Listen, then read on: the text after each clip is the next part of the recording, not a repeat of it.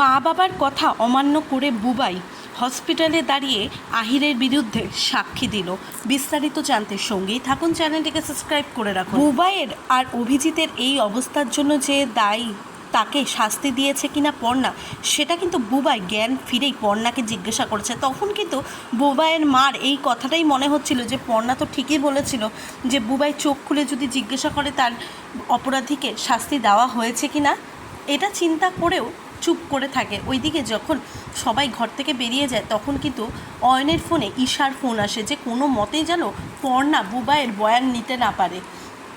আর সেই কথা অনুযায়ী অয়ন আর মৌমিতা কিন্তু কোনো মতেই পরদিন যখন পর্ণা প্রেসের সমস্ত লোক নিয়ে হাজির হয় হসপিটালে, তখন কিন্তু কোনো মতেই ঘরে ঢুকতে দিতে চায় না, কোনো মতেই লাইভ নিউজকে অ্যালাউ করবে না জানিয়ে দেয় মৌমিতা। কেননা তার ছেলের এই অবস্থা, এখন সে কোনো মতে বয়ান দেবে না এই কথা জানিয়ে দেয়।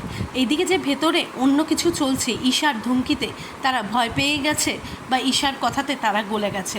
আর ওইদিকে যখন জোর করে ঢুকতে চায় তখন ঢুকতে তারা না দেওয়াতে সমস্তটাই বুঝতে পারে ভেতর থেকে বুবাই কিন্তু তখন প্রচণ্ড রেগে যায়। কেননা বুবাই তো সত্যের সাথে, বুবাই একটা বাচ্চা ছেলে, বুবাই যেদিকে তার ঠিক মনে হয়, কেননা তার অভিজিৎদার কথা সে প্রচণ্ড মানত। আর অভিজিতের সাথে থাকতে থাকতে বুবাইয়ের মধ্যে অনেকটাই পরিবর্তন এসেছে।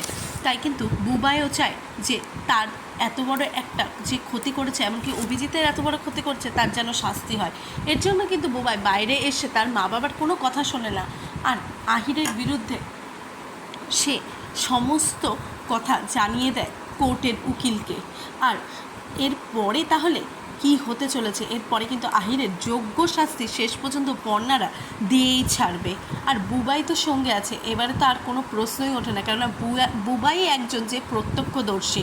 তাই শেষমেশ কিন্তু আহিরের শাস্তি হচ্ছে। এতে কি আপনারাও খুশি? প্লিজ আপনারা আপনাদের মতামত অবশ্যই কমেন্ট বক্সে কমেন্ট করে জানান।